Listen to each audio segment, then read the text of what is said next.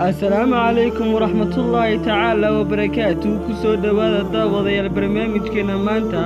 وإن كهل الضوء حكمته مدحوين الرابط مقابي أدلك الزيمبابوي هدي عندي بوتشلعن الرابط مقابي تاريخ نوريد كيسا مقعي سوار دميستن والرابط قابلير مقابي وحاو كل شيء كوبي لواتنكي فبراير 1920 تولد كتاماميشن أدلك الزيمبابوي أبي وحوهاني جار halkay hooyadii ahayd macallimad dhigtay diinta Kristaanka. Haddii ay inta kaga soo gudubno taariikh nololeedkiisa guud aan ku bilowno xikmadihii iyo oraahydii uu ka tagay. Haddii aad rabto inaad wareeriso gabdhaha shukaansatid dhammaan sawiraantooda ku samee photo girl oo hal meel isugu keen kadib waxaad ku soo qortaa gabdhaha ila dhashay ee walaalahayga iyo noloshayda waxay dhammaantood ku soo qori doonaan babe waa runtaa waan ku jecelahay. My brother, naagta kaliya ku jecel waa hooyada, waxa kale waa lacag, internet, mid kira laga bixiyo rabta iyo iPhone raadis. Gabdhuhu way ooyeen kadib intii muraayada kor u taagan bay isku eegaan si ay u ogaadaan markay ooyeen inay qurux badnaayeen. Waxaad xiriir xooggan la leedahay wiil aad jeceshihiin,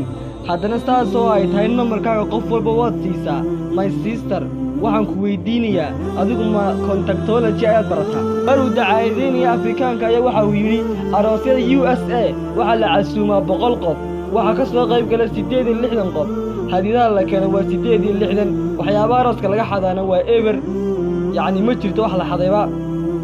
aroosyada Afrikana waxaa la casuumaa 150 qof waxaa ka soo qayb gala 4532 qof hadiidaha la keenana waa 17 waxyaabaha la xadayna waa 46 saxan 100 galaas 20 litir oo saliidda cuntada 8 xilmo oo khamri ah 5 xilmo oo shabaaba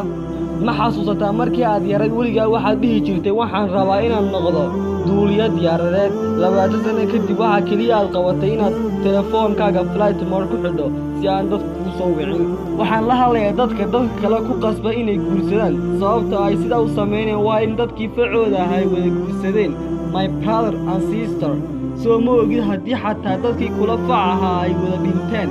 weligaa ma aragtay cid kule facaa way dhinteen adiguna dhigo inaad caato tahay kama dhigna inaad tahay gabadh fashion ah ee my sister xoolaad tahay waxaad cunto raadso inaad foolxumo noqoto waa wax aad u xun sababta oo hadduu qof qurux badan oo agtaada jooga uu dhuuso adiga ayaa